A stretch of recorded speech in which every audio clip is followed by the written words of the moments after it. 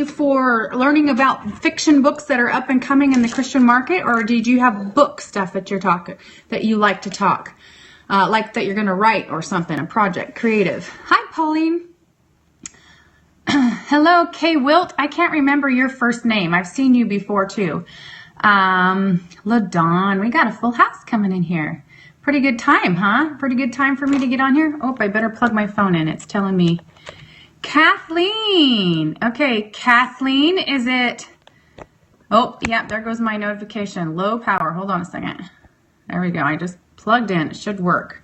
So if you guys lose me, I'll have to figure out how to get my power back up before I can do that. But so I didn't think to charge ahead of time. So I am going to do Writer's Encouragement Show. Anybody in the house here, writers, started watching on Catch Mommy? Oh, it's fascinating. Good to know. Well, I got some serious shop talk coming. I'm going to do my little inspirational part. Hi, Tiff. Hi, Karen. And then we'll get around to shop talk. So there should be some fascinating stuff in that because there's actually a contract possibility that I'm going to throw out there.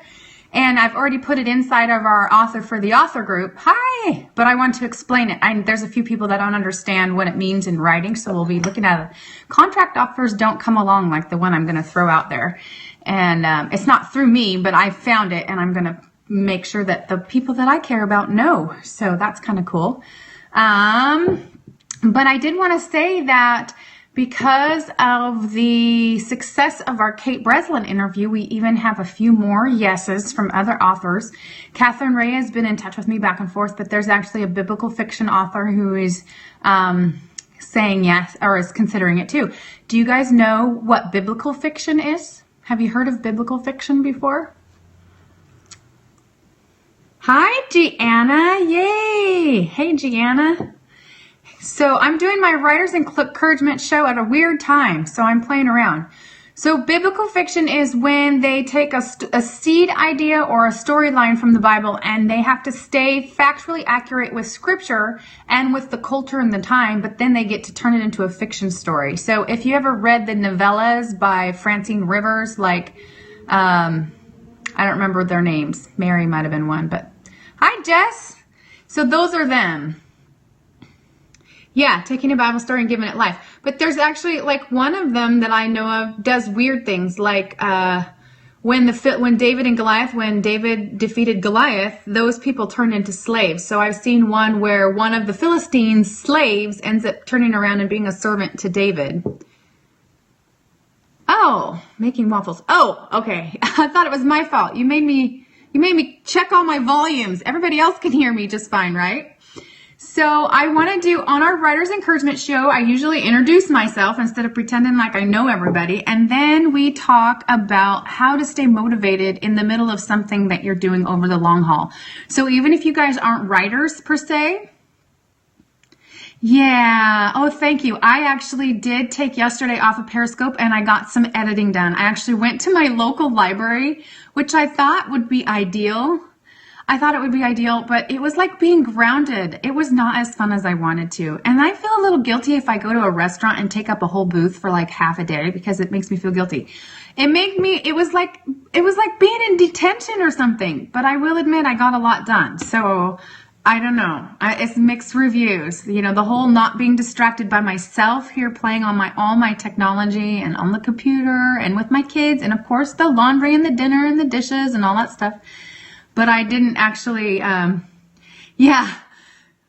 to detention more often. I need to do something like that. Hi, Leslie. Nice to meet you. You guys that are new to me will have to make sure that at some point during the scope, you let me know why you're coming in. If you're coming in because you're just interested in knowing more about Christian fiction in general, or if you are a writer or a dream chaser, meaning you've got some creative endeavor. We have artists and songwriters, poets, we have painters, we have all kinds of folks in our Author for the Author group. But today is I usually do what I'm going to do right now on Tuesday mornings. But this week I did an author interview with Kate Breslin. And you can check that out on my website, www.karagrandel.com. Or you can find it on Catch, because all of my stuff is on Catch too, which is fun. But I told everybody that same day that I was going to get back on and do my writer's encouragement. But oh my goodness, I was like blitzed out. Yay! Okay, well, Leslie, you might like a lot of what we have to do. Leslie, will you tell me what kind of writing? Christian nonfiction. All right, LaDawn, is that your name? Like LaDawn, is it Dawn or LaDawn altogether? Help me get it right, because even if I have to watch the replay to get it memorized. To your Facebook group, I still haven't gotten time to look into it. Yeah, well, you guys can do that at your own will. There's a lot of, so the nature of my, my Facebook group, freestyle poetry, awesome. Well, you were going to like something on that's already on the site. So I'm actually sitting on my computer. So if any of you come in to join, so our author for the author, Jess, will you spell it out the way it is online so they can see it, so they can find it? Because it's kind of spelled funky. Has capitals in weird spots for a reason. But if you come into that group, then you would be hanging out. There it is. So screenshot that for me. Thank you, Jess. And if you come find us, we have 102 or 104 different artists or creatives that are in their own season of life where they are at. And we are working together to stay encouraged during just the busyness and the routine and the hard stuff. Yeah, it's growing all the time. Yes, it's for the author. That is so funny. I giggled. I actually thought it was a fair trade for having that faux pas with your name. I hope Brandon comes in here because I actually tagged him, even though my Twitter didn't work again. So you guys have to help me by sharing it out because I don't get to have that honor of having Twitter work. It just doesn't work. It's worked one time in like 2 months. But I wanted you guys to know, so those of you who have history with me and you got to see Open Mouth Poet Brandon's smackdown awesome poet recital, you know, he's an orator. He's more than a poet. We were playing one night and I was teasing because I kept getting words stuck in my head. Did I update? Is there another update? I updated a couple days ago, but I didn't update it today. I didn't do anything today. So anyways, my 2 words that I kept saying were awesome sauce and hot mess. So in the middle of playing around on a scope, I gave him a challenge. I like threw down the gauntlet and said, okay, Mr. Poet, make me a poem. And I expected it to be kind of silly. And it was amazing. And I just decided, you guys who heard it will amen, right? You'll give me some hearts on this. It was impressively awesome. And I decided I will say hot mess and awesome sauce anytime I want now because he validated them. Those are awesome words in my book now. So if you go inside the author for the author group, his poem is actually posted there. So you would be able to find it again because it's dead on Periscope. Amen, Pooh. He did awesome. Yes. Brandy, did I miss something? Glad you're safe. What did I miss? Post it again. I missed something. Yeah, thank you. Oh, she's saying thank you. So you got to tell me what happened. I missed something. I missed a comment. So I wanted to make sure we shout out to Brandon on here because I don't care if those words are associated with me forever. Oh, bad weather. Okay, perfect. I do stay safe. That would be scary. Oh my gosh, 12 tornadoes. Yikes. I went out in the sunshine today. I got new tennis shoes and they did make me run faster, but I'm not very fast. So it doesn't really count, does it? Not even as fast as a turtle, right? Turtles are actually fast if you watch them, but I'm not fast.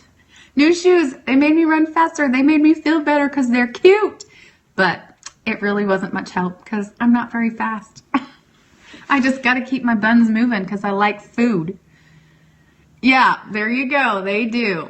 I like to eat, so we got to keep moving. Keep them biscuits moving. Yeah, I came home and had a cookie. So I officially need that t-shirt that Amy Weiler keeps quoting. Have a cookie. Have a cookie. That could be like my total motto for my whole life. But it doesn't mean the same thing when I have a cookie. It means I like it. Okay, so let me get started.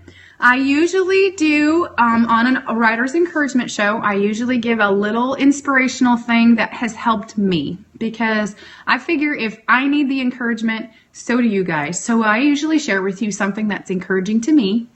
And then I ask of you guys that you would prepare to tell me your next right thing, because this is kind of a light accountability group. I can't make you do anything. I don't want to make you do anything. But man, we are really, really seeing a lot of people digging in and treading one step at a time toward their dream. And it's pretty cool. Yes, the NRTs. NRT, at next right thing. So towards the end of the scope, okay. Cooking dinner. Great, Brandy. You're awesome. But Brandy, maybe by the end when we do the next right thing, you can have yours all ready to go so we can participate with you. So what I wanted to tell you today that was inspiring to me was two things. And both of them, I'm going to use my Old Living Bible. If Kelly, I think it's Kelly who has the same one, but I do have a link to this inside my website. They make it again, so if you go into Kara's picks or favorites, you can get a link to this Old Living Bible. They make them new, but it is two places in there that I'm going to tell you about that were helpful to me. So on the Cultivating the Lovely show, they have us studying in John and the Gospel of John. And at the beginning, you know the story where John is out in the middle of the desert and he's saying, make way, the way of the Lord. And he's baptizing people and he's doing his thing.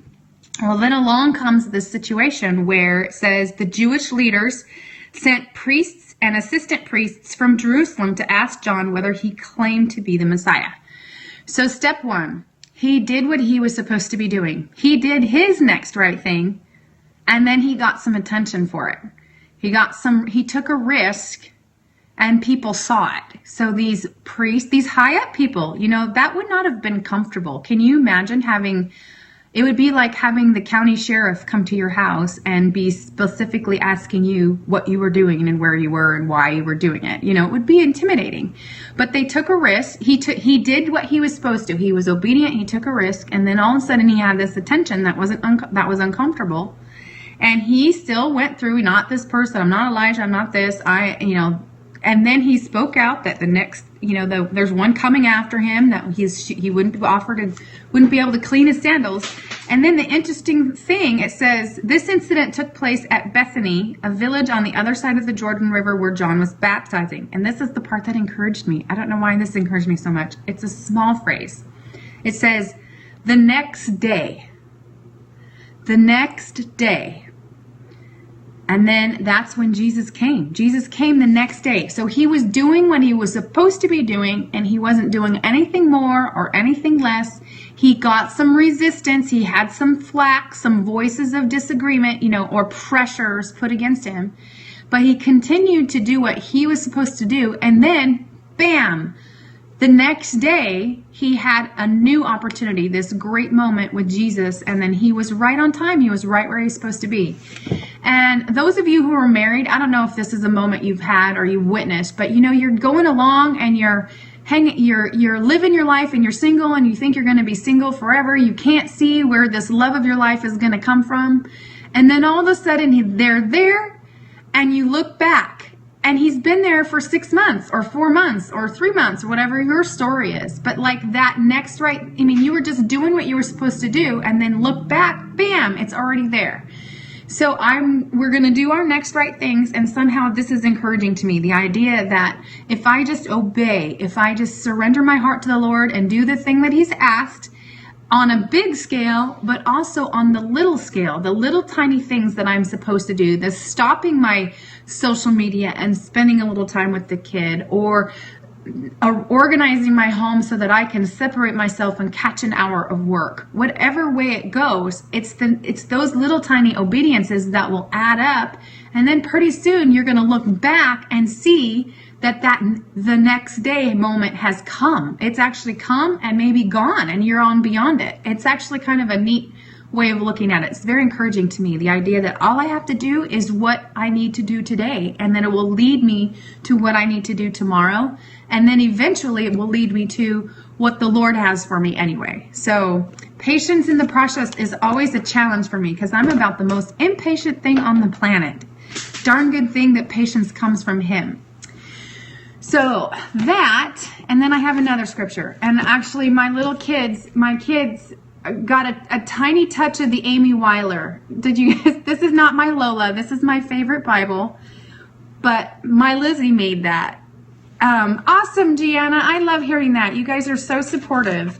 Okay, so the other one is, have you guys ever heard the scripture? You probably have. Come to me, all you who are weary and heavy burdened, and I will give you rest. You know, yada, yada, yada.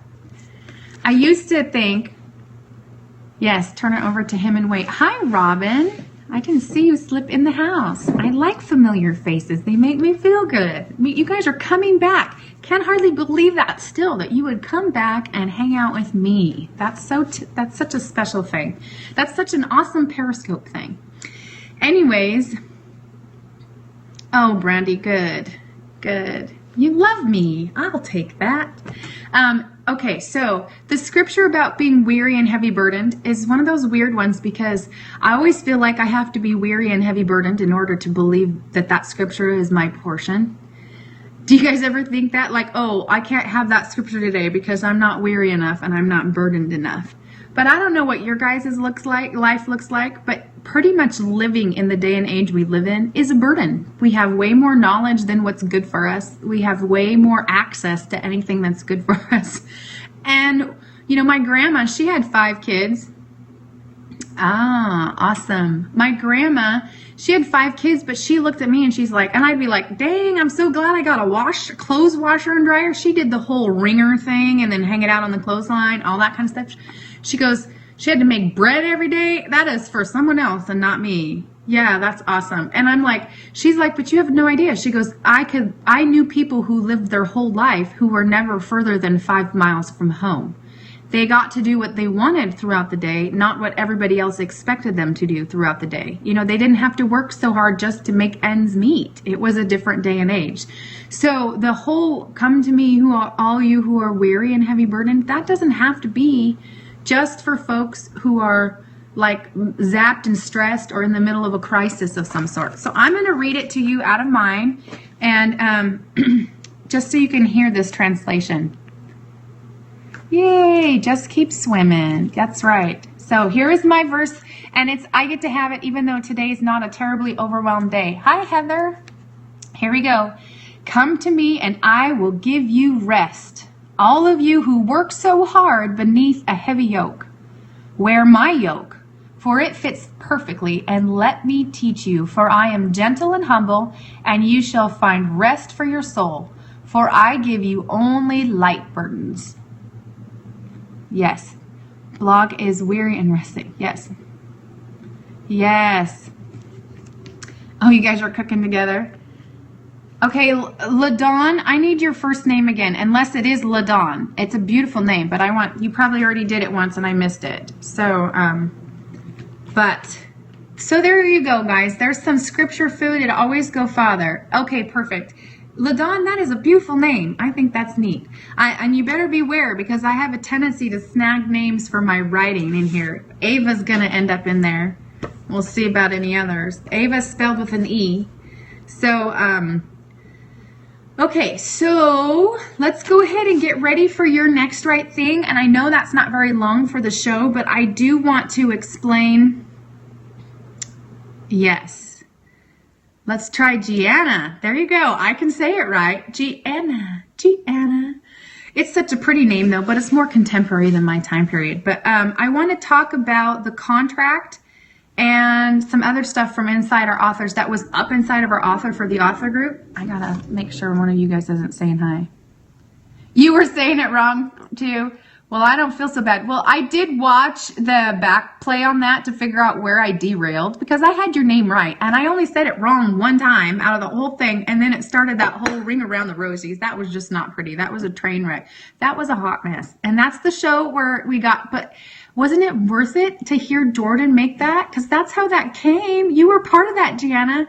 Well, you guys have so got to get in the group just to see his poem, especially whoever said they were into, who was it that said they did some kind of poetry? I can't remember what you described it as. I would like to hear that again. I'd have to go back and look. So I finished with this ring, the one that had the compilation with Melissa Jagiers and all those guys. And I'm reading this one and I'm 50 pages in, and this is a beast of a book. It's going to be a big one. but I love it because it has a mystery in it. I didn't know it had a mystery in it. I'm a sucker for a mystery. Did you guys know something? It's my secret ambition to someday write a mystery. I don't write mysteries now because they're too complex for my little noodle, but it's my aspiration. It's one of my secret aspirations. So I'm not ready to take that learning process on. I'm learning how to write right now, and I'm doing well with what I have, but you never know. It's inside me. And my kids always, and I watch all the crime drama out there. My kids call them Mom's Dead Body shows. Freestyle. Okay. So, Leslie, do you actually scope and share your work with other people? I know there's a whole bunch of them on here that do that. Freestyle is kind of nice. There's actually competitions and stuff that you can, or book, or things where you can enter that you can have your own style. You don't have to have other people's style.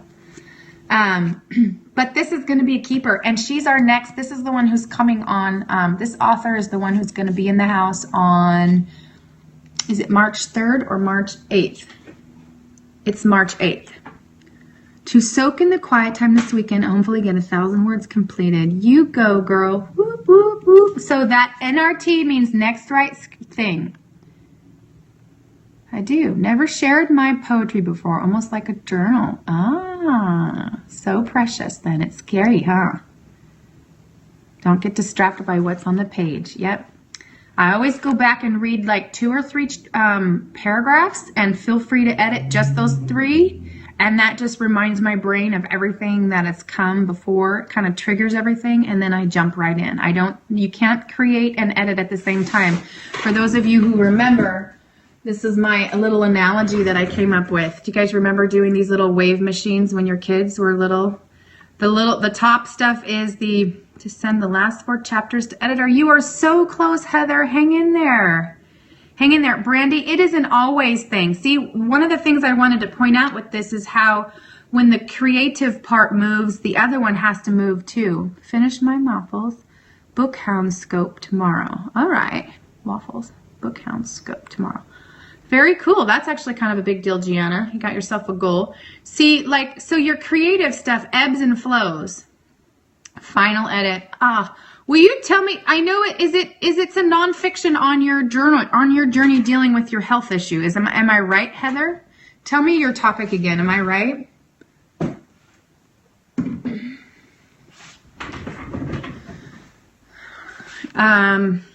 I think so. Special needs and homeschooling. Oh yes, because you got a pile of that with your kids too, on top of everything else. What a servant. The Lord must have known you had a great big servant's heart to put you in that kind of thing. Thank you for the hearts, everybody. It's so fun to see all that.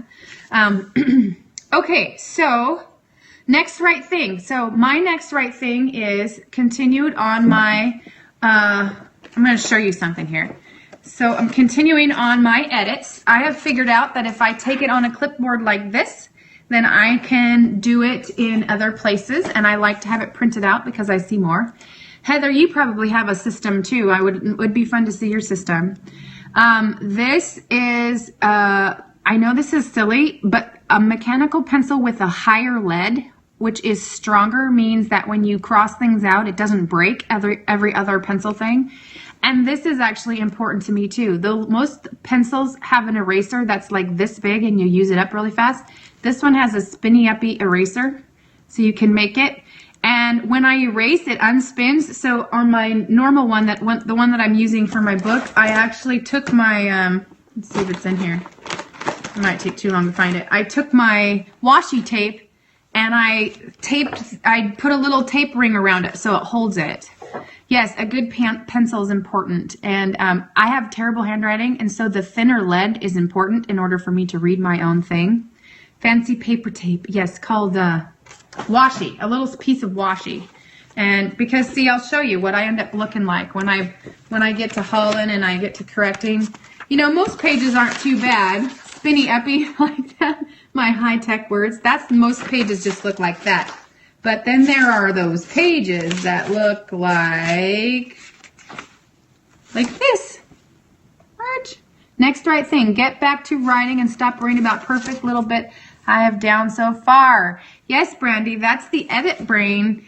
Brandy, I'm really excited you're in here because I think you need to hear Fancy paper, according to my friend Julie. Yes, it does. Oh, it does. Okay. Do you know what I didn't know? Okay, this will come into play with my next part.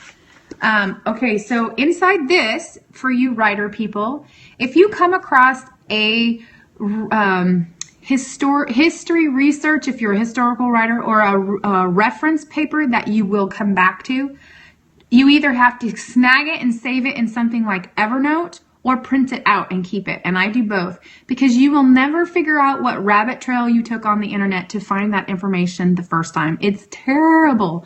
So in here, I have a compilation of places that I have found cowboy cuss words that are safe for Christian fiction romance, because dag blast it, it's, you know, that's the kind of stuff we have to say. Egads and things like that. I need a waterproof notepad. I'll come up with. Yes, I would love a waterproof one to go in the shower, or some way to keep the water. Yeah, I'm in on that with you.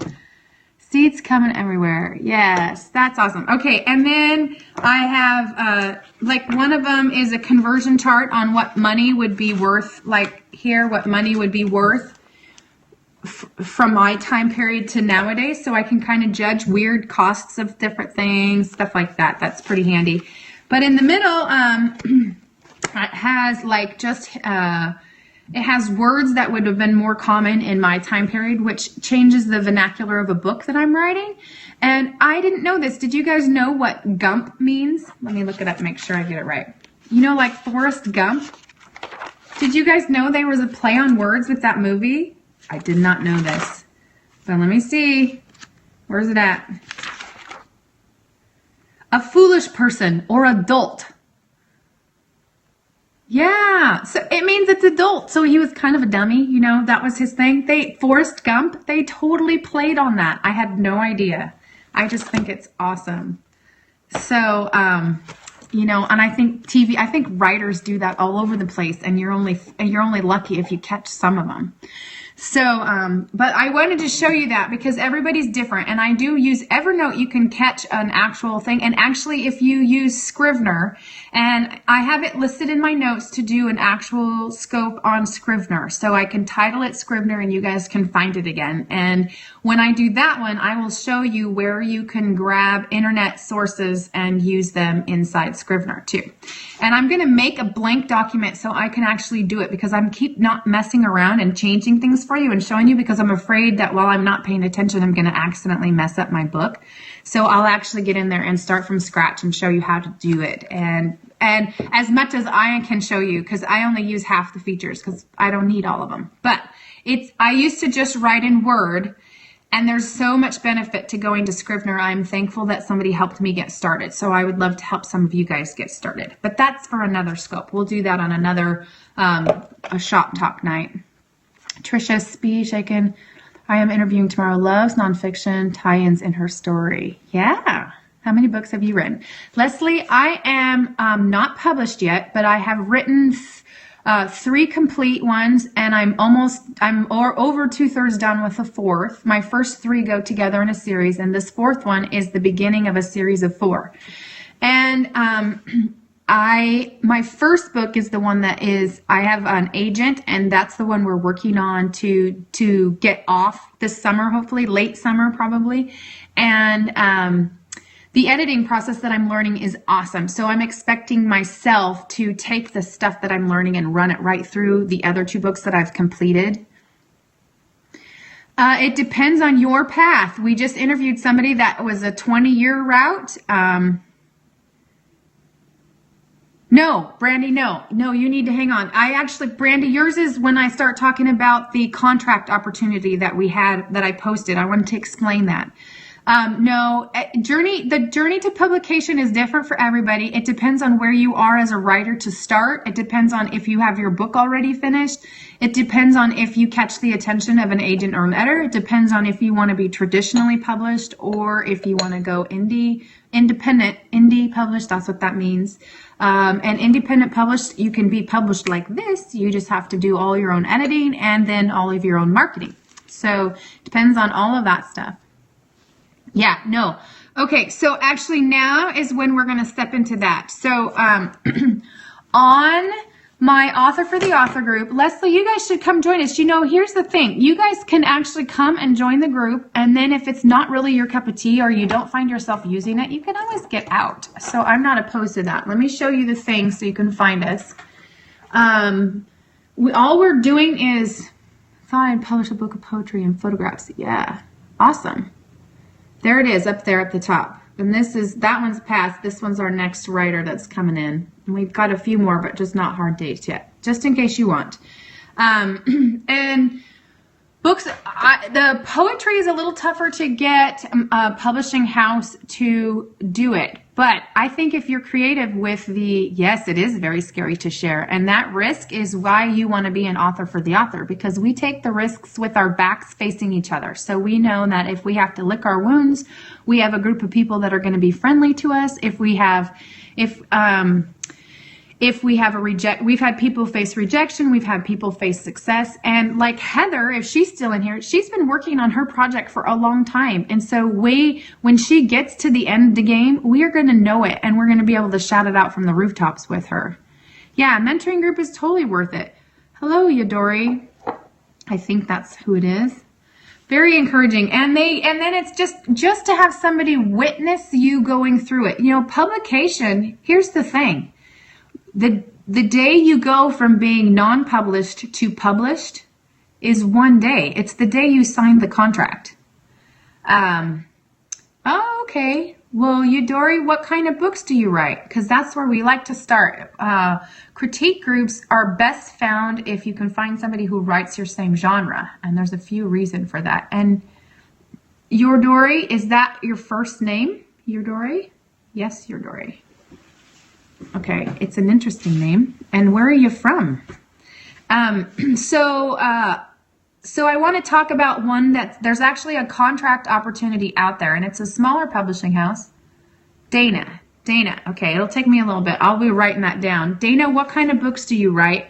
And then I said I would do a scope on Scrivener, but I think I need to do a scope on my understanding of the benefits, the pros and cons of critique groups, as well as the things that you would want to think about when you're finding a critique partner or whatnot. Have you been writing for a long time is the other thing that I'd like to know, Dana.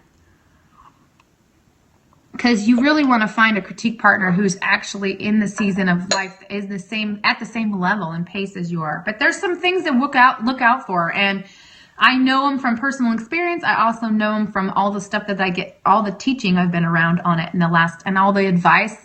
There's a lot of people who are well down the road from me that have been giving advice on critique groups, and I just like to share it. And you guys can pick what works for you and what doesn't. Okay, so children's critique group, but wow, not the right kind of feedback. Yes, that's exactly. So you know what a bad feedback group is. Okay, so Yadori, Dana, I'm going to tell you something. I was on a scope the other day with very, very big names. And these big names were in the business industry, and they were talking about how to grow your email list or something business, whatever. And they actually said that they have found out that there is a shortage of children's books with pictures inside of the Kindle apps. So that would be any kind of electronically uploaded book, self-published or traditionally published. And I think it's a challenge. I think there's a challenge to figuring out how to get the pictures to fit all the different pieces of technology, whether it's a cell phone or a laptop or a iPad. So, but it might be worth figuring that out, because if you figured that out, they said that the mamas are more willing to load up their kids' Kindle on a long driving vacation than they are to go to the library and get a stack of books like they used to. So food for thought, and hopefully that's worth it. And I almost need to know, I need to find somebody who's going to choose to learn that, so I have a resource on that. Yeah, talk about get your brain buzzing. The self-publishing is not very hard, and inside Scrivener is all of the formats you would use to self-publish with, but I know nothing about how to get the pictures or the artwork up there. I do know black and white is easier, but I don't know anything else. That's all I know. Okay, so I keep telling you, Brandy, but I keep distracting myself. Okay, so here's the deal. On Author for the Author last week, I posted an offer put out by Harlequin. And I'm a Christian fiction Susie, so whenever I think of Harlequin, I think of the steamy, sweaty guy with his shirt off and the girl half lusting over him, hanging off his leg in the grocery store checkout line, right? So I wanted to make sure you guys knew that that is not what I was recommending to you. So they have a very, very crazy, unique way of doing it. But it's not, so let's clear out the table first. Harlequin, this is a Harlequin book. This is a Harlequin Christian, this is love inspired. Do you see the love inspired line right there? Do you see the love inspired? This is their suspense line. I couldn't find one that didn't have the word suspense on it, but they have a love line, they have a suspense line, and then they have a historical. So, Brandy, take a picture of that so you can look it up later. You don't have to look up this author. I want you to look up the love-inspired part because you would want to do some homework and decide. Now, mind you, this is like, I call these dime novels because they are not the same as this. This is like a regular, have you ever seen these kind in the store where they're, see the size difference? So they're a little smaller book. Hi, Brandon. Okay, pause. I will start right here. I'm going to totally talk to Brandon for a second. Brandon, I totally tagged you in the scope. If my Twitter worked, it would have tagged you because I didn't get to follow up with your poem. You're just getting home and I'm talking shop and I'm going to go back to it because I was on a serious topic. But I have to tell you that after your poem,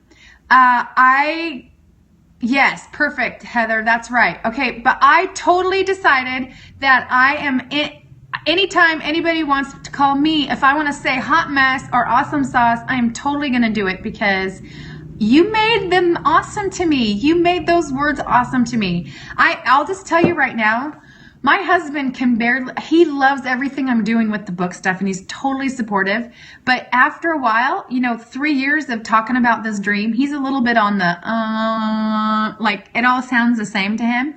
I played it for you. I played you for him so he could hear it. We were on a drive and he's like, he practically stopped the car to tell me how awesome it was. And he's like, I like that. And that was awesome. And I agree with him too. So that's man to man, dude. That's poetry. And my husband loved it. You have no idea. We are country bumpkins out here.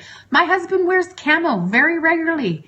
We, all of that stuff. And he liked poetry, which is awesome. So you have to be, Brandon, we need to start watching for ways for you to market yourself in a way so you can make some money. I don't know how to do that for you. It's such a crazy thing. Okay. Yeah, open mouth. Follow him if you want. He'll do it for you. Yadori is her name is Dana in here, Brandon, and she calls herself a freestyle poet. And she hasn't put her work out there or been brave enough to do it on Scope yet. But you never know. She's starting to think about joining us Author for the Author group. And you know how we get a little forward moving, right? Okay, so that's me. Oh, Leslie. Sorry, it's Leslie. So Dana, tell me what you write. Leslie is the freestyle poet, children's author. Yay. You guys are way better at it than I am. Dana is the children's author. Okay. I will get it down. There's a lot more of you guys in here than me. Okay. So Brandon, we're talking about the contract opportunity, which maybe some of the language in here would be helpful to you in the future. But, Brandon, do you have art skills in you? Do you draw? Your PowerPoint presentations or whatever you do on YouTube, those are dang powerful, but there's someone else's when you put those in there.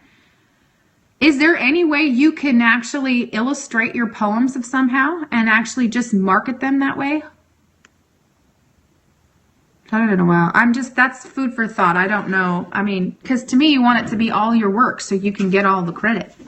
And figuring out how to do it in a visual way, but to make it publishable. It's hard to make videos publishable, So my brain is thinking for you, Brandon. If I hear anything, I will totally shout it out to you. If I see something that might work, I'll let you know.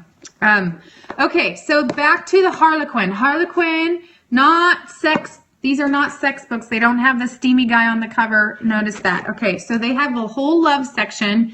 And inside their love section, yeah, Brandon, that's right. So Harlequin always makes you think of woohoo, but no, these ones are not. This is the way, when they do this love inspired across the top, those are safe. And they have 3 subgenres under this. They have the suspense, loud screechy parrot. Can you write a poem about a loud screechy parrot? Annoying, I know that noise. Okay, so love inspired is suspense, and then they have their romance ones, and then they actually have historicals. Now, crazy enough, the historicals are bigger. They're bigger than these. These ones are usually in this little tiny format. They're, I think these are about 60,000 words versus an 85 to 95,000 words. This one's a big one. This is way bigger than normal.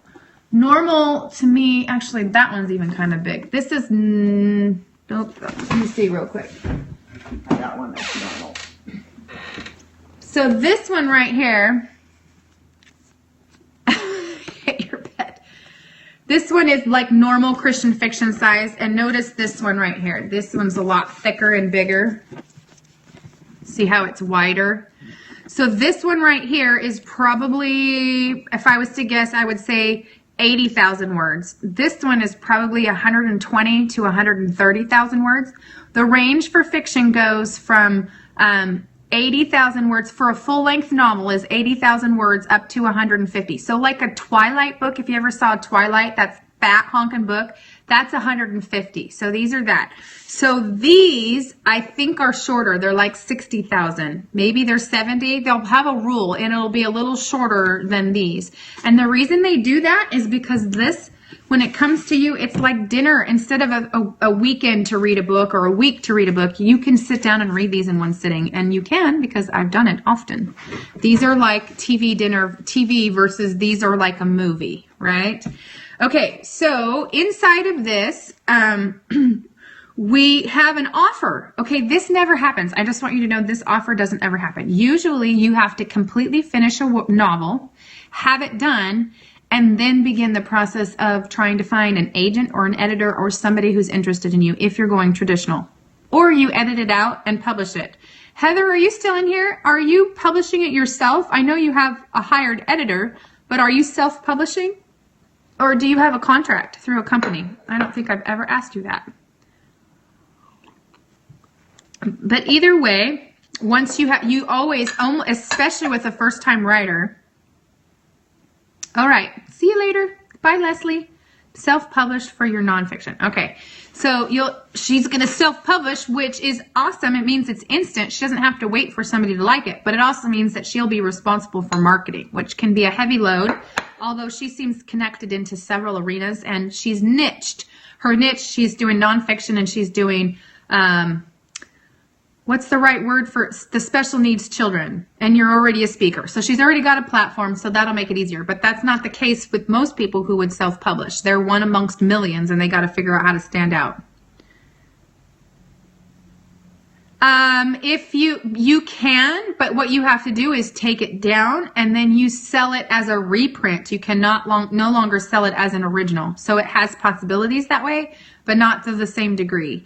And, yeah, I think with nonfiction people, you actually have to be careful because when you post something on a blog, it's considered published. So you have to have, sometimes they will say strictly unpublished information. So that's for that person's situation, because at the same time, you can get nonfiction people who will get a contract to write a book because of what they have on their blog. So it's both ways.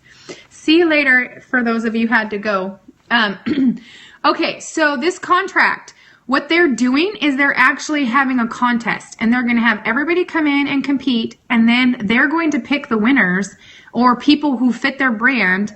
Last year they said something about doing 6 and they took 9 or something like that. But it's not like only one person gets in. You can get in. If your book fits their stuff, they get in. And here's why they can do that. Harlequin is a huge, huge, huge company. But when they make publishings, have you ever noticed that they put them out by date? Do you see the July? Can you focus on that? July 10th. This was July of 2010. That tells you how long ago I ordered this book. It's actually my mother-in-law who ordered it. So they put a new book out a month. So they are looking for enough authors that are going to generate a book a month for each of their brands. It's a lot of writers, and it's a lot. And I know women, or they happen to be women, but I know authors who are who consistently pump out these books, and they have 30 books published with Love Inspired. They are like on a standing contract with Love Inspired. And you will get, I don't know, $2,500 to $3,500 for publishing this with them. And then after you make, I think you do get royalties if you get past a certain sales. I think it's normal, traditional publishing house. But here's the deal on royalties. They're only really marketing you for the month of July that this book came out. Do you see how that works? Where if you have this book, they're going to be marketing you every which way they can for a year and a half until their next book comes out. And when your next book comes out, they're going to be pumping the one out. They're going to be reminding people about the one that came up to that second one. You know, they're going to be working for, marketing wise, they're going to help you a little harder, a little longer. But this is, I know a lot of people who've gone from this publishing house up to the next size of publishing house up to the next size. So getting your foot in the door and learning is great. So here's what they're offering. They're saying, come join this contest. And they have right there on the website where you would start, Insider Author for the Author, that link is right where you could start. They want you to send in some information, and they have all of these deadlines. And they are basically, you do not have to have your book all the way written. You don't have to have any book right now. Yeah. Oh, you need to, Brandon, you are my other heart winner. If you get on my website or Inside Author for the Author, you need to message me behind the scenes and give me your address. And you can give me the address to your new house so that I can get you the book that you want. And if you're not interested in reading it, remember it was this one and the other one. If you're not interested in reading it because you think it's chick lit, then have your wife pick and you can give it to her. All right? You still won, and I need to get that address to her so she can have it. She can get the responsibility of sending it out to you done. She wants it anyway. Awesome. Okay, so back on topic here so I don't get too derailed. So they are going to basically, they're going to have you start small and go through this process. And if you're totally new, there's a good chance you won't make it very far, but who cares? You're going to gain this experience and it's not going to cost you anything. If you already had a book completely written, they had a way for you to just submit it, and with the guarantee, if you submitted it by one date, by March 2nd, then they guaranteed that an editor would read your book in full. Do you know that's amazing? They never read your book in full. My entire experience right now with agents and editors, up until this new editor that I'm working out, it's the first 15 pages. They look at the first 15 pages and somehow they've experienced enough that they can tell what kind of writer you are. And the more I'm understanding what's required of craft, the more I actually can see how they would do that. But this company is actually going to walk you through the process. They're going to have you write a synopsis, which we could talk about synopsis another time. I mean, let me look and see how they started out here. And then there's categories. And somebody in our group, the reason I'm doing this is somebody was really confused about the categories. Oh, I see you, LaDonna. LaDon, no A, LaDon. I'm going to let you in. There you go. You're in like Flynn. So, here we go. Let me look. Okay, so you are in. I got you, LaDon. You're totally in there. Okay, so let me turn you around. So I think, and then you guys got to tell me if you can read my computer with me so I can point at it, because I'm not sure I've ever tried that. Hold on. Can you read that with me? Can you see that? Give me hearts if you can read and see that. You don't have to read everything, but I want to be able to point it out. Oh, bummer. I hope that's not everybody. Okay, so you're going to start out with an introduction, and you're going to tell them a little bit, and then you're going to do a profile card. So this is the first thing. You're going to tell which one. Okay, so here at numbers 1 through 8. So Team Homage, Team Mail Order Bride. Okay, so don't get confused if they're doing a contest here. So you're going to compete with other people, but this experience would be invaluable. Especially, Brandy, this is something I was thinking about for you. So Brandy, you have to tell me if this is buzzing you at all. So basically the categories are what kind of book you would fit into. Do you write Amish? Do you write mail order bride? Mail order bride would be awesome. I'm a mail order bride person. Yeah. Did I say Brandon? Oh my gosh. Brandy, hello. That's funny. Well, you can't blame me there's so many Brandons and Brandies and everybody in here. This is going to happen. You got to listen to what I'm thinking and not what I'm saying, right? Okay, marriage of convenience. Does yours naturally fit in there, Brandy? You said Brandy. Okay. The ones we're talking to. Okay. Brandy, does your book fit naturally underneath one of those? Maybe. Okay. So the reunion romance is like when your high school sweetheart went away, life happened, and then they came back. That's number 6. Marriage of convenience, the people decide to get married because it profits them, but they haven't discovered they're in love yet. They have to find love after. The other, babies and children, that's when a teen pregnancy lady ends up with rough times and the hero comes and rescues her, or widowed with family and then they fall in love when the families are already there. Those are very common. Choose your own hook. So if you have a hook or some kind of thing that might fit, that has to be kind of like that, you know, what would be your thing. And the one that was confusing to everybody was number 8, Pony Express Fast Track. They're like, do I have to write a Pony Express book? No. That's just them using clever terminology to say, if you already have a book completely written and you want to skip right past all of the deadlines, then if you turn your book in by March 2nd, they'll read the whole dang thing. Number 8 right there is absolutely an insane offer. It's awesome. Oh, and look up at the top above, see where my thing is right here? 70 to 75,000 words. That's the word count limit. So I knew it was smaller. My smallest word count I can do is 80,000 words for my kind of books. So there's your matchmaking profile card. Matchmaking means they want to make sure that you are connected with the right team, the Pony Express or the Mail Order Bride or Amish or Reunion or whatever. So then you're going to describe your book. Then you go through, so here's synopsis in 3 chapters. Okay, so and they might have on their website, they might actually have helps for some of this stuff. But they're telling you this is they called it the matchmaker contest. What's a hook? I'll tell you. Matchmaker. See, manuscript matchmaker. And so then they're doing everything as if it's a romance and a relationship between you and them. They're saying, first you got to find out if your matchmaker profile. Then we're going to court. Then we're going to get betrothed. Round 1 is happening. Do you see how they're laying it out? They're kind of flirting with you when they're laying it out. Okay, so let's see what they say for hook.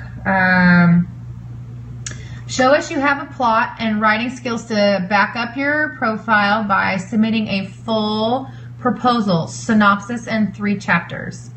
Yes, it's very scary. And see, Brandy, all they can do is say no. Now, they did this exact contest last year under a different name, and they had 9 different people who won. I have no idea how many people entered, but they had 9 people. But, like, it's going to force you to keep moving and paying attention and growing. And if you take the risk, take the risk. If it helps you know that you're not ready yet, that is still growth.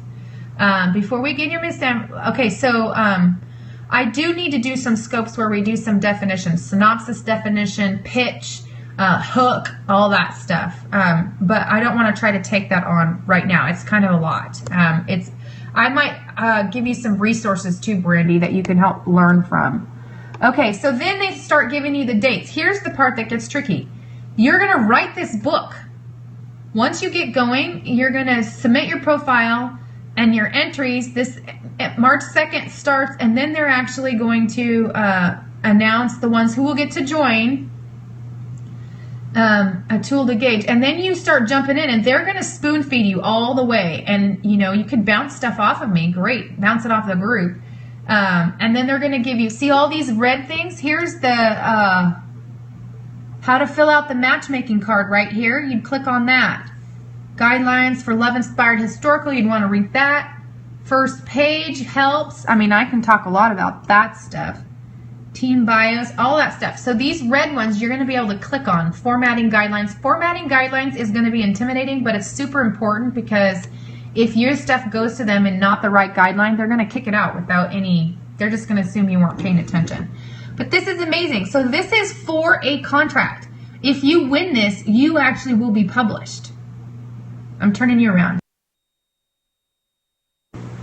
So I just want you to point out the fact that people wait their whole life to be offered a contract. And this is a contract wrapped in a contest, which is kind of crazy. They don't do that very often. You won't see it done very often. And like I said, this company did it the year before, so they must have considered it a success. I actually know of a lady who actually won. So maybe sometime I'll see if she'll come on and tell us about the experience of working through a contest like that and how she likes being published through Love Inspired, because I don't know authors. Haven't brought any of those on. Yeah, I've been networking here for a while. Yeah, well, Brandy, I think you were the one. Somebody was confused about it. Were you the one who made a comment and was confused? I didn't actually pay attention to who was doing that. Let me see here. 4 comments. Let's see who it was, if they're in the house. Oh, it was Jen Armstrong. So she's the one who needs, so this was for her. I wanted her to understand. And I think she's got quite a bit on her plate, so it might not be the right time. So it would be intense. You would have to make room in your life to get it done. It would not be easy. But if you know what you write in one day, then you might be able to gauge how many days you would have to be sitting in the chair. And when you sit down to write for one day, you don't write only inspired. Yeah, it's a romance line, so it's all romance and it's all fiction, not nonfiction. I don't know that I have a lot of connections with the nonfiction world, except for more and more I'm getting understanding on how to, there is a company that talked about starting up a new line for nonfiction, and it's the one that's coming. Heather, you might want to pay attention to the next gal that's coming up, the one that I'm going to interview. You do? Yes, well, you will definitely want to pay attention to that offer then. Okay, that's interesting. What genre? I mean, what time period? Tate Publishing. No, what I'm learning is that there's a ton of mid-sized to small-sized publishing houses out there. That's where I'm in over my head. I do know that inside our writing group, inside Author for the Author, there's 2 small publishing house people that own the whole dang thing in there. Modern Time mostly, or Pioneer. Well, then both of yours would fit depending on the storyline. Okay, so but Heather, when this gal comes on March 8th, we will talk a tiny little bit about her publishing company. Her husband, when she started writing, her husband actually started a publishing house, and she has a whole line of biblical fiction that's published through their thing, but I can't think of what the name of it is. Yes, see, that's a Bethany House cover, and they're known for these amazing covers. So Heather, you might tune in or at least catch the replay. This is going to happen on my Tuesday morning show.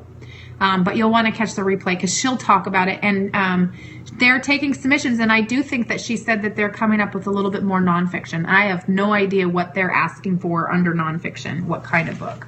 So, well, guys, that's the show. I just really wanted to do what I said about, hey, Brandon, you got in late. So we already did our next right things. We did some scriptures. I gave you some stuff that was encouraging to me.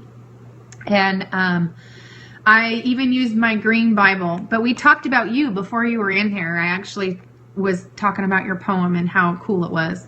But, I have news. Do you guys want to hear news? It's exciting news. It's so tiny. It's so tiny. Can you guys get excited for me for so tiny? Okay, I see. Let me show real quick. Let me check one thing first. It's the tiniest thing ever. I gotta tell you, I gotta check and make sure. Okay, I made my first earnings, my first money ever as a writer because I did an affiliate link. Moving and getting busy on a better schedule for writing. Oh yes, you get your new house. That's so awesome. You're awesome. Your news is way bigger than mine. But it's not my first dollar. It's the first 56 cents. And I want you guys to know that I'm going to take 56 cents and stick it up on my wall. I'm going to frame it. Monday at 11? No, it's not. I missed something there on the timeline. Isn't that fun? I don't have a whole first dollar because I didn't make my first dollar. But somebody graciously ordered one of the books through my website and blessed me with the whole affiliate link thing, which I just started a couple weeks ago, and I always feel so silly pushing it, but it's super awesome. 56 cents. And my tax lady said anything over 56 cents counts, or over 50 cents counts as an income. So, hey, I'm officially on the income side. Yes, 56 cents for one book, and it doesn't cost them any money, and it doesn't cost me any money. The author or me, nobody gets a hit. But so if you guys end up like Brandy, you might want to revisit the page I put up that has the resources for writers, the nonfiction. Let me show you what I'm talking about. Brandy, you should get, there's one book, as if you're going to consider doing this. Let me look up here real quick. For the understanding on the craft, if you want to crash course it, there's one book, and this book is the one that everybody gives me. I'm sorry, the sunlight's making me look halo-y, but if you want, are you still with me? Brandy, are you still in the house? Am I talking to nobody? Yay, have fun, Heather. Yes, you are. Okay. So, Brandy, this is for you. Under my picks, non-fiction writers, craft helps. Okay, so these are craft books that I think, so there's two categories of craft books. There's the kind that teach you about grammar. Like, when most people think of getting edited, I'm going to come over here a little bit. Most of the time when they think of getting edited, they think of being corrected, like, do you have your punctuation right? Do you have your sentences right? Whatever. But that's not the same. So this one is, yikes, I need to, yeah, so this one is like the grammar stuff, you know, like when you put the commas, where you put the punctuation, all that stuff. These people are highly entertaining, actually. As boring as that sounds, they're so snarky. They are the wickedest. They're mean. They're mean, all wrapped up in grammar. It's so crazy. Hold on a second. I'm going to find the one more.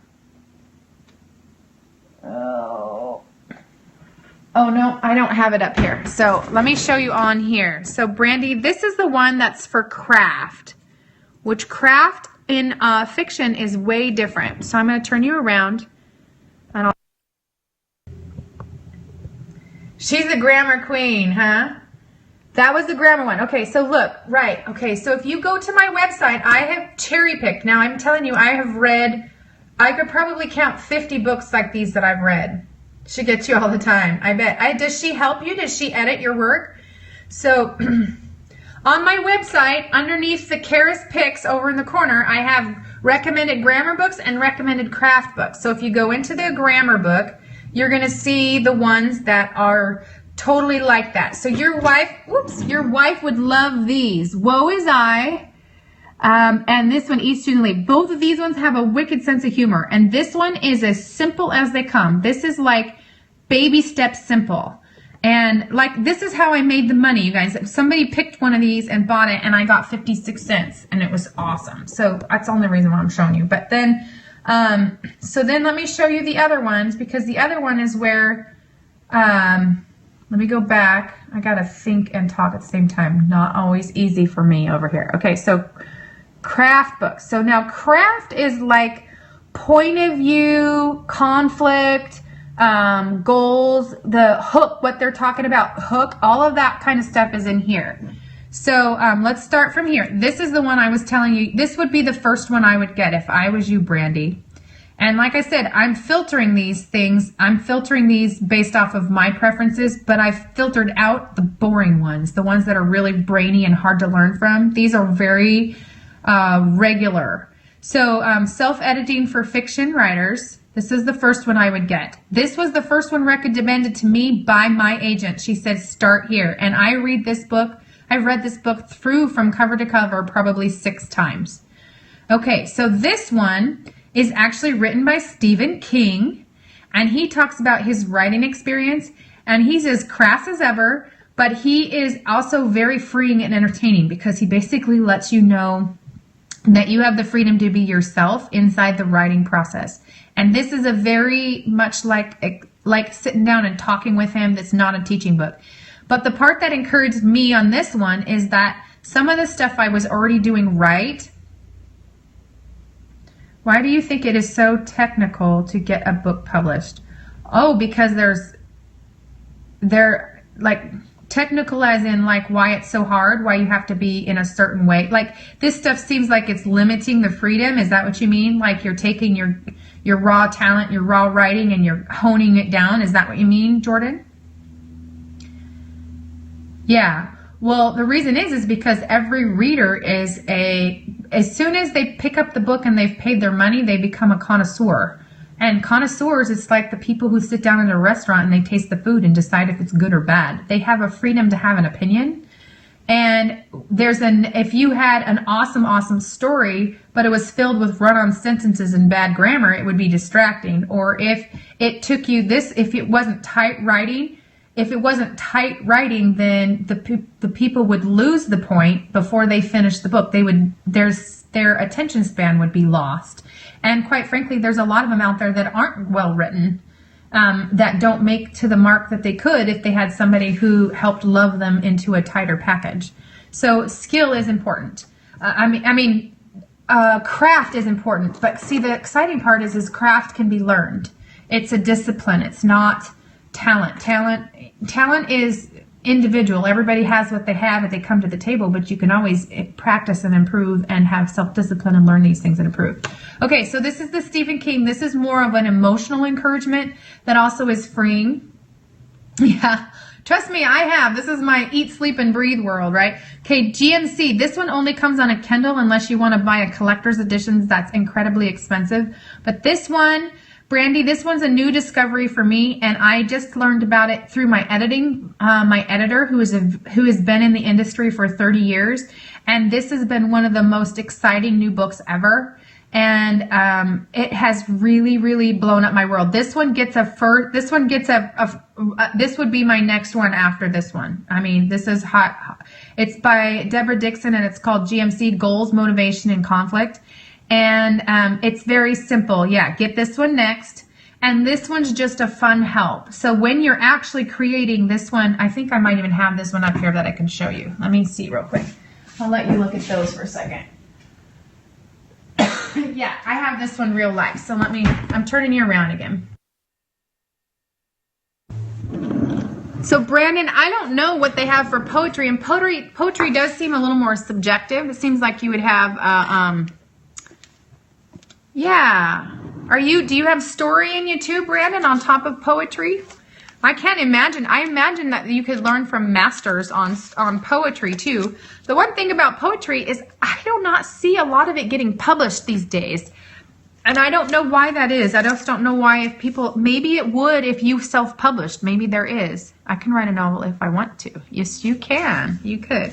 Okay, so this is the characters believable, what does it say? Building believable characters. I was trying to read it backwards and upside down, not successful.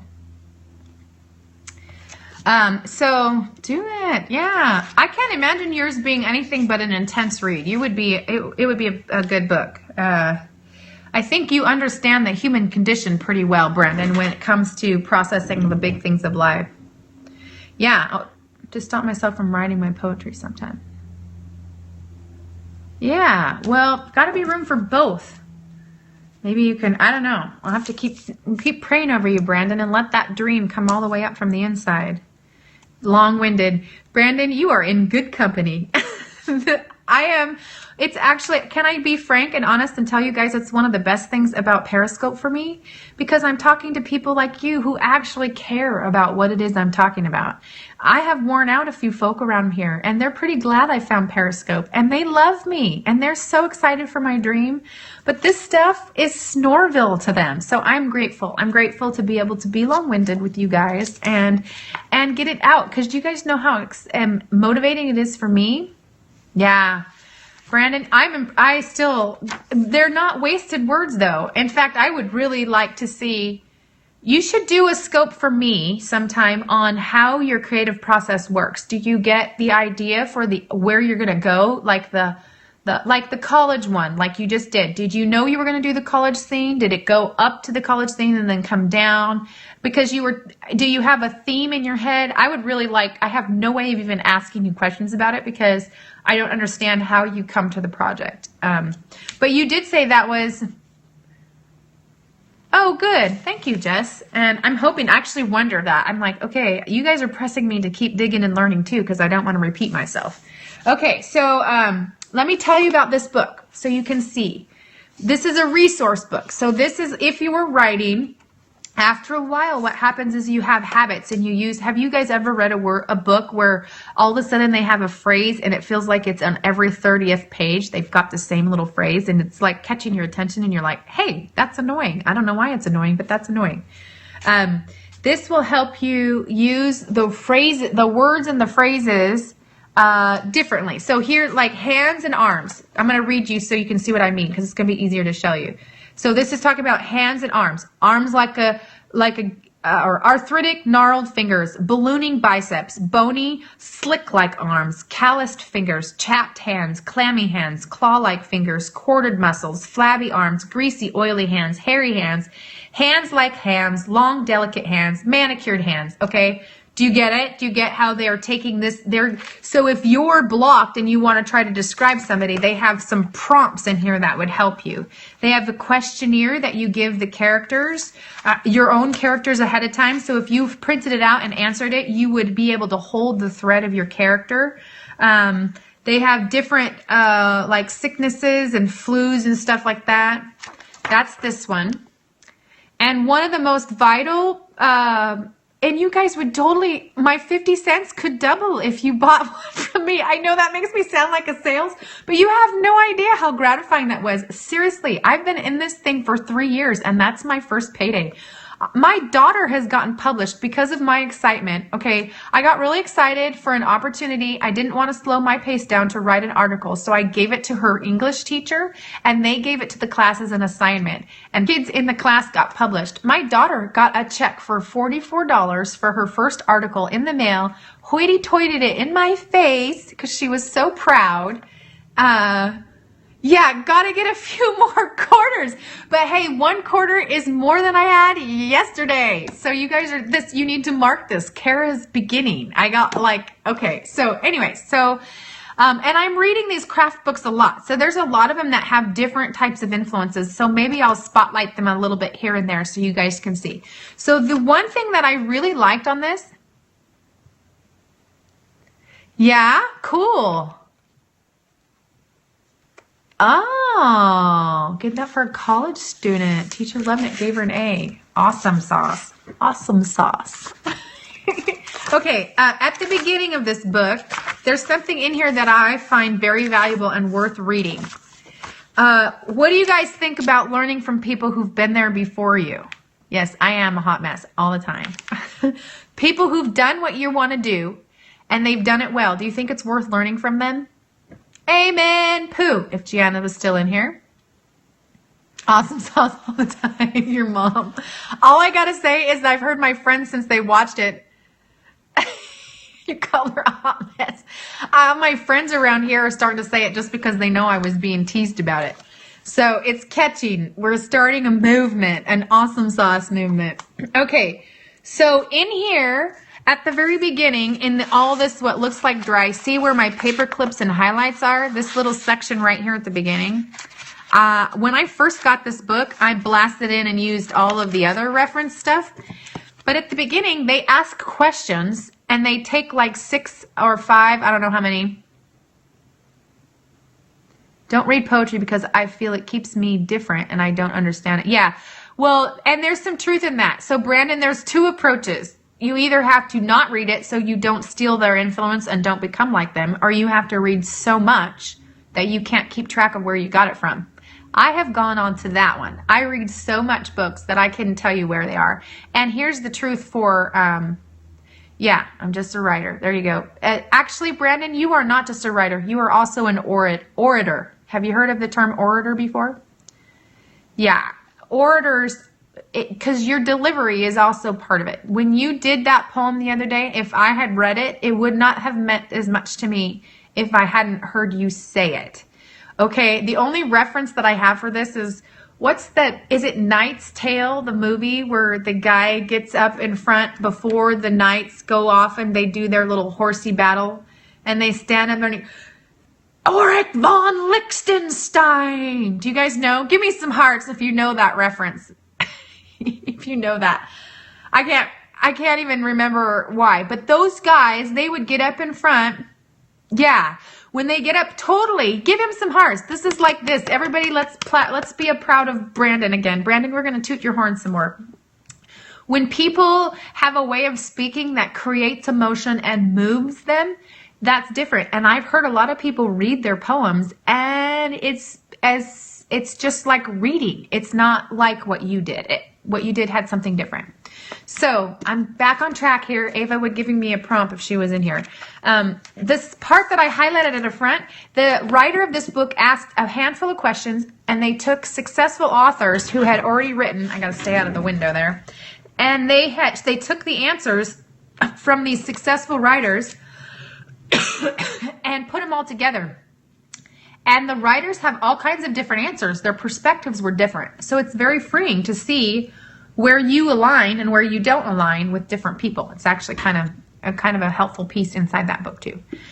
Okay, so I'm done with shop talk. I think I need to get off because we're probably headed into the second hour on this thing.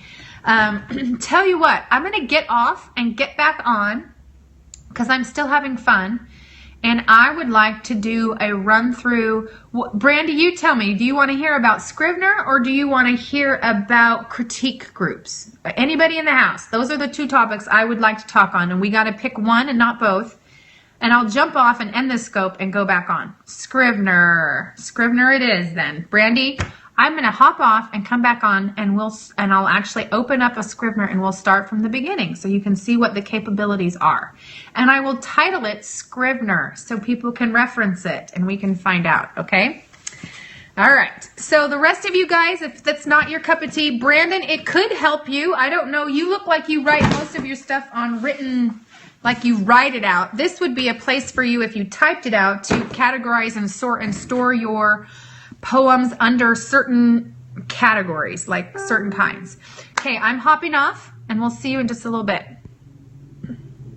Oops, not hopping off. You type. Okay, you might like it. I'm getting off.